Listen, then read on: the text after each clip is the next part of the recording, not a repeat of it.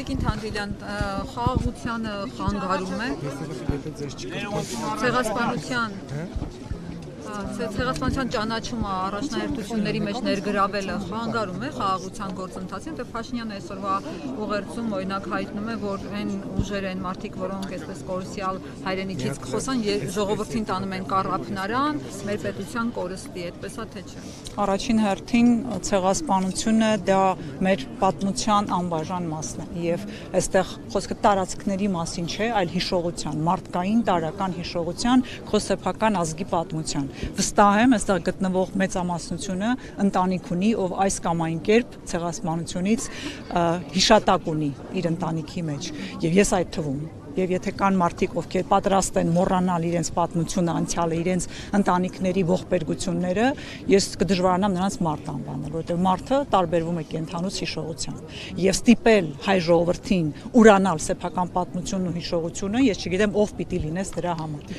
Թանդիլյան, կներեք, նա ասում է, եթե գնում ենք կորուսյալ հայրենիքը հետ բերելու ճանապարհով, նաև պետականությունն ենք վտանգում այս գործող։ Արդյոք ցեղասպանության հարցի առաջ տանելը այս Հայաստանի Հանրապետությանը վտանգ է ներկայացնում։ Ես չխոսեցի կորուսյալ հայրենիքի վերադարձի մասին, ես խոսեցի տարական մարդկային պատմությունների մասին։ Եթե հետ գնանք, Տիգրան մեզ պիտի հասնենք, մեծ հայք եւ փոքր հայք։ Հետեւաբար հայ ժողովուրդը ունենալով հիշողություն, դա ամենևին նույնական չէ կորուսյալ հայրենիքի վերադարձի հետ։ Այդպես որ էլի եմ ասում, հետ գնանք պատմություն, կտեսնենք ինչա կատարվում։ Մենք դա չենք անում, դրա մասին չի Հայաստանի Հանրապետությունը։ Հայաստանի Հանրապետությունը հայ ժողովրդի հայրենիքն է, որը պիտի պաշտպանի նաև արժանապատվությունն ու հիշողությունն ու պատմությունը հայ ժողովրդի։ Եվ այնինչ անում է այսօրվա իշխանությունը, ուղղակի նկարագիր չունի։ Նմանատիպ բան թշնամին անգամ չի կարողացել մեզ հետ վարվել եւ